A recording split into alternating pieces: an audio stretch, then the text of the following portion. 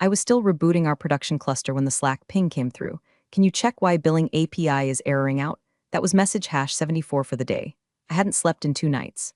My eyes were fried, throat dry from vending machine coffee, and I was sweating through my company hoodie like it was the final round of Survivor. Infrastructure Edition. Why? Because our tech lead, the one with actual IAM access, had rage quit mid-deploy after a shouting match with the CTO about Kubernetes costs.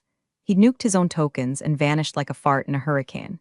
And with the CTO too busy booking his crypto keynote flights, I was left holding the infrastructure duct taped together with Bodo 3 scripts, personal keys, and the sheer willpower of a woman done being polite. For 5 straight days, I spun up auto-scaling groups from scratch, juggled failed deployments like flaming chainsaws, and stopped one particularly nasty billing loop that would have racked up a $40K charge in 6 hours. There were no thank you messages, just more Jira tickets spawning like roaches in a Waffle House kitchen. On the 6th morning, when the last error cleared and I finally re-enabled alerts, I scheduled a meeting with the CTO. Not to gloat, not even to vent, just to ask for a raise, something fair, something modest. Compensation for shouldering the digital equivalent of a hostage situation, while the rest of the office played ping-pong and argued about what kombucha flavor to restock. I walked in, wore my best blazer over the company tee, and laid it all out. I explained how I'd maintained uptime, debugged broken Terraform pipelines, and even migrated legacy endpoints to stop data leaks. I showed him the graphs, flatlined error rates, optimized latency, a dip in our S3 costs. All stuff the VC board would high-five over. And he looked me dead in the eye, sipped his iced oat milk whatever and said, "Your contribution was minimal," just like that, no smirk, no irony, like I'd brought him cold fries. I felt something physically shift in me, not break, not snap, just reroute, the way you redirect a bad DNS entry. You don't scream, you don't cry. Simply update the record and move on. So I nodded, said thanks for your time, walked out, closed the meeting room door gently like a sniper zipping up a case. That afternoon, I submitted my 2 weeks' notice. No Slack drama, no LinkedIn tantrum post. Just a calm farewell message that said, appreciate the learning experience. Documentation and handover folder. Best of luck. Inside, though, I was seething in silence. I didn't want revenge. I wanted correction. The universe had glitched and I intended to debug it. I'll get to the chaos soon. But hey, if this kind of story makes your blood boil and your inner underdog cheer, consider hitting that subscribe button. I'm trying to hit 10,000 subscribers for the first time ever, and your click is the digital high five I desperately need. Because this story, it's just getting started. The official IAM request form was broken.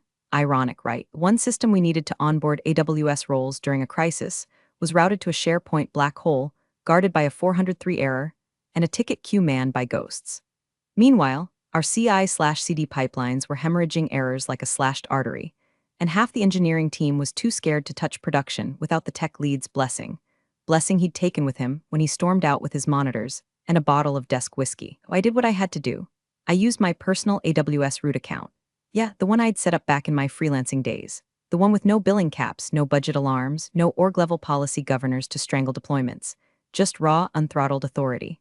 I spun up EC2s across 3 regions, rehydrated RDS backups from cold storage, launched auto-scaling groups, rebuilt VPCs, and rewired half our microservices stack. All on my dime, all to save their ass. The alternative was watching our core product die a public death while our investors refresh status dashboards with rising dread. And guess what? Nobody even noticed. No one asked, hey, why are these new instances tagged with your old consulting alias? Or why do these Lambda roles trace back to an external email? They were too busy clapping at my uptime like it was a halftime show, not a frantic one-woman operation fueled by adrenaline and spite. After the firestorm settled, I tried to fix it the right way.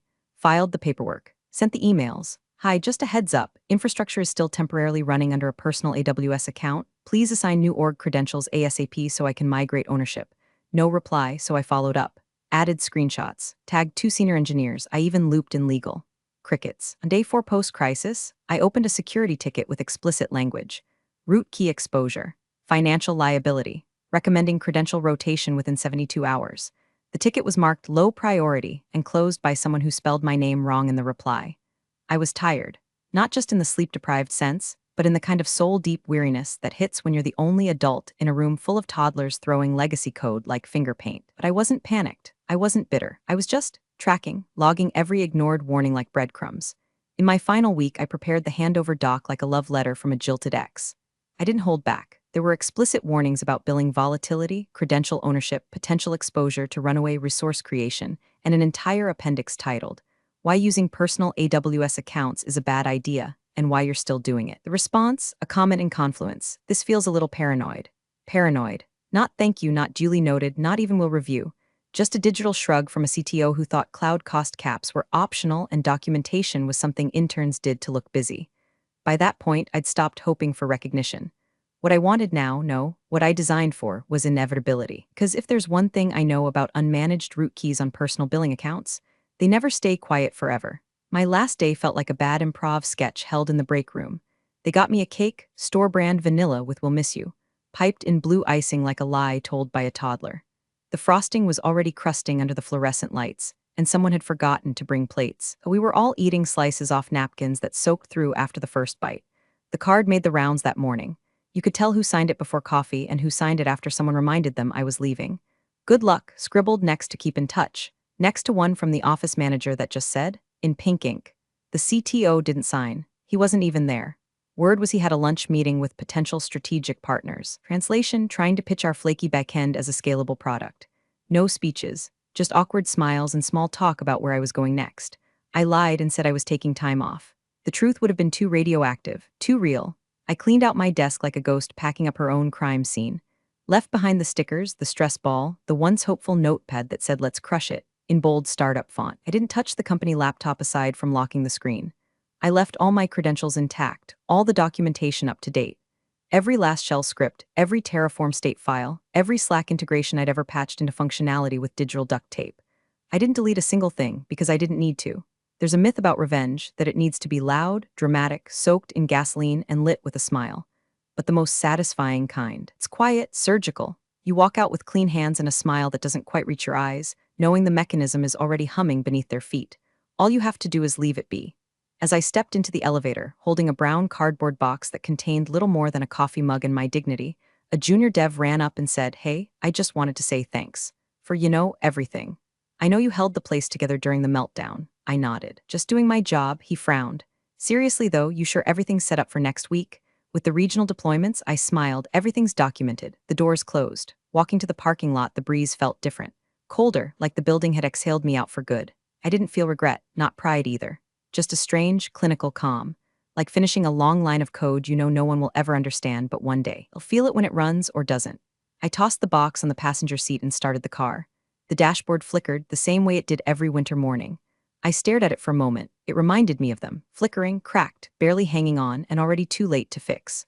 On the second morning after I left, the office finance manager, Becca, poor soul, opened her inbox to find a billing anomaly alert from AWS. She wasn't the panicky type. $200,431.76 wasn't a number you could write off with a whoops. Especially when the breakdown showed explosive EC2 expansion across US East 1, US West 2, and a curious footprint in App Southeast 1, where we didn't even have active customers. Becca forwarded the alert to engineering with a subject line that read, in all caps, "Urgent, Oz charges exploding." It was 9:13 a.m. By 9:28, the devs were huddled in the war room like kids trying to explain a broken vase before mom got home. The head of platform engineering pulled logs. The SRE contractor rechecked his IAM audit trail. None of the usual suspects matched the activity. No credentials listed in the billing report matched active org-level keys. No recent permission changes. It was like the infrastructure was being run by a ghost in the shell, one who had root, carte blanche, and zero budget constraints.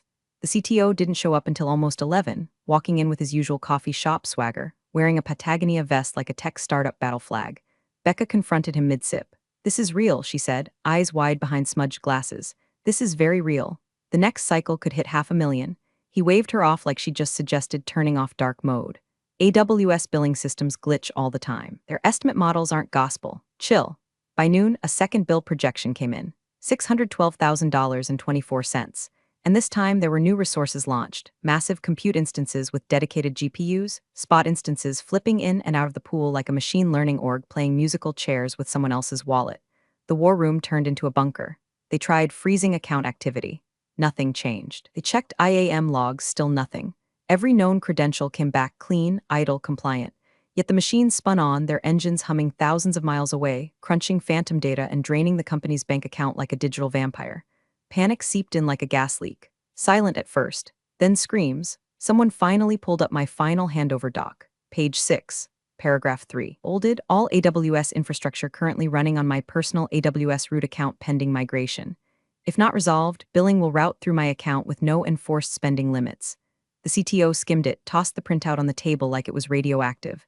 Why the hell would she do that? He snapped. Becca spoke up. She filed like 4 tickets. I saw them. You closed 2 of them yourself. A long silence. And someone from DevOps piped in. Can we at least contact her? The CTO turned red, then pale, then a weird shade of clam chowder. He grabbed his phone. No, we fixed this ourselves. We're not paying her a dime. That was when the 3rd billing alert came in. The predicted spend? North of $1.2 million. They didn't say it out loud, but the fear finally surfaced. They were locked out of their own infrastructure. And the only person with the keys, already halfway through onboarding at their biggest competitor. By the end of day 3, the office had turned into a pressure cooker of blame, desperation, and slowly unraveling facades. You could feel it in the air, like burnt plastic and old coffee grounds. Slack channels were exploding with threads marked "Fire, Urgent Fire," and every meeting turned into a hostage negotiation with whiteboards. The infrastructure team, who were used to quietly rebuilding what the CTO broke, threw finance under the bus. Why didn't you escalate the budget breach? They barked. Finance fired back. We flagged it. She wrote the doc. She warned you. You signed off. Security pointed fingers at both. This wouldn't have happened if engineering followed credential lifecycle policy. You guys let root keys exist in prod. What is this, 2011? Then the CTO, with sweat beading under his perfect fade, finally stepped up by throwing everyone under the largest, fastest-moving bus in the tech highway. This is the result of rogue configurations, he said in a hastily scheduled all-hands. Unauthorized infrastructure decisions made without proper oversight. Unauthorized like hell. The word hit harder than he expected. Because someone, a junior dev, bless his anxious heart, dug up the emails I'd sent, the ticket logs, the Slack threads, all time-stamped. All polite, professional, increasingly urgent. Paper trail was as clean as my final commit history. She told them, over and over, in writing, but instead of admitting failure, they twisted it.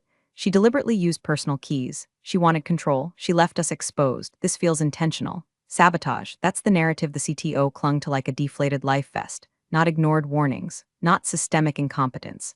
Just a tidy little scapegoat story he could spin for the board. Assuming the board didn't already know how deep the disaster ran. Legal got looped in. HR pretended not to be involved. Meanwhile, engineers tried every trick they knew, revoking access, cross-account role assumption, even spinning up temporary credentials to forcibly detach resources. Nothing worked, because those instances, those databases, that load balancer cluster routing all their customer data, they weren't connected to their org. They were running on mine. My root key, my billing account, my regions, my IAM rules. The machines obeyed no command but mine, and I hadn't given one since I walked out with a slice of stale vanilla cake. At one point, they tried tearing everything down manually. But AWS isn't a pet project you can just unplug. Every region had dependency chains like a hydra. Kill one head, 3 more spawned. DNS lagged, load balancers flared up. Auto-healing kicked in like a stubborn ghost with backup plans. And no one, not one single person left, knew the full architecture. Because I hadn't built it for them. I'd built it to work, and now, it was working exactly as designed, just not for them. The first call came in at 11:42 p.m., lighting up my phone like a beacon of desperation. No caller ID. I stared at it from the couch, barefoot, sipping green tea and watching an old episode of Frasier with captions on and sound off. I let it ring. 5 times, then voicemail, 30 seconds later a second call. Same blocked number. This time I answered, hello, silence, breathing, then his voice low, tight, almost raspy, like he'd spent the last 2 hours yelling into a Zoom void and punching conference tables. It's me, he said. Look, I wanted to talk, just us. I didn't respond. He cleared his throat. I think there's been a misunderstanding. We're seeing some unexpected AWS activity that seems to trace back to your previous configuration.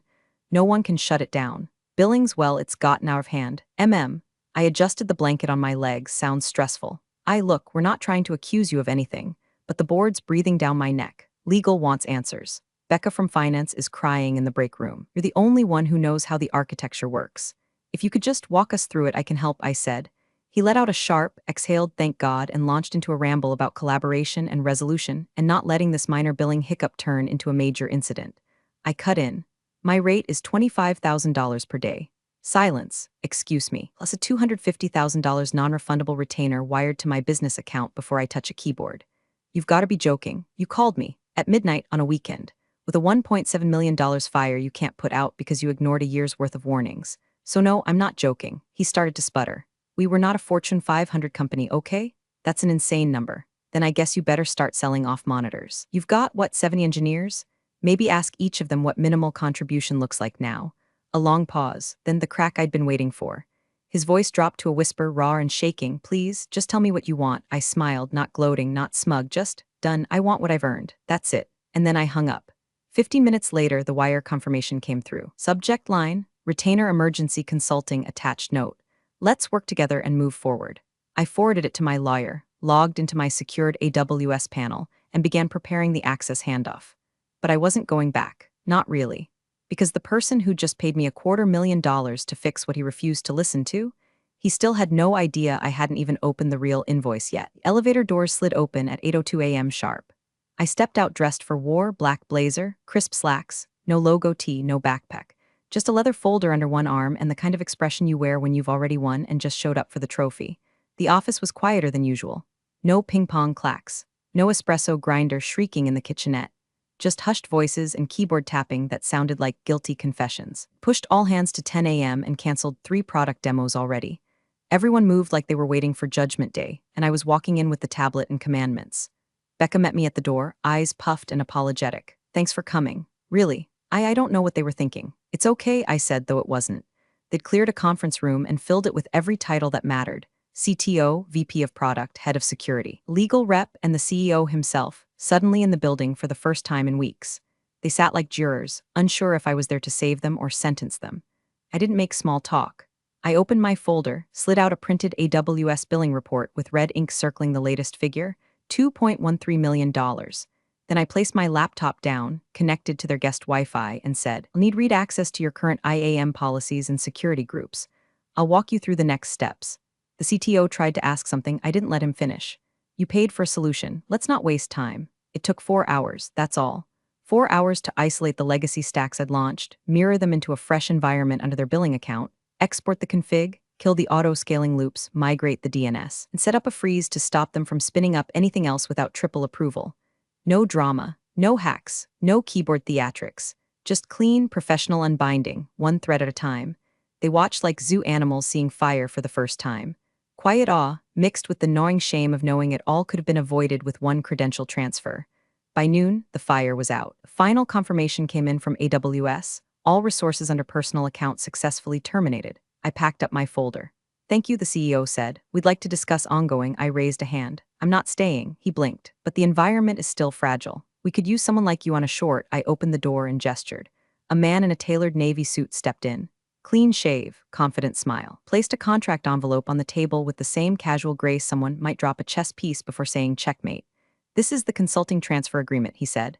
Going forward, she'll be working with us, but we're happy to offer cross-organizational guidance under NDA, of course. The CTO's face drained like someone had unplugged him from his last defense mechanism.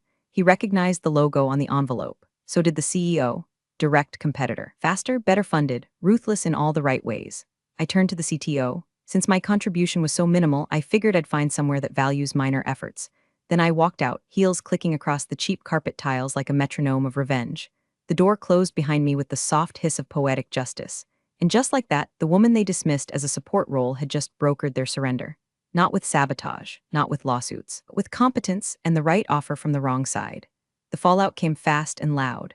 First was the AWS bill, finalized, irreversible, and brutal.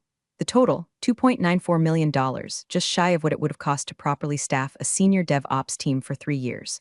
Finance tried to negotiate.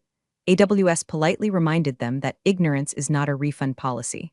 Legal muttered something about possible indemnity, and the board started asking questions like, what do you mean we don't know who had the keys? Second came the headlines. A tech blog picked up the story via a whisper from an ex-intern. Startup burns millions in cloud overages due to internal mismanagement hit the front page of Hacker News before lunch. By dinner, the bigger outlets had latched on. The CTO gave a statement full of vague corporate deflection, but it didn't matter. The subreddits were already memeing him into oblivion, pasting his head on exploding data centers and tweeting it with the hashtag #minimalcontribution.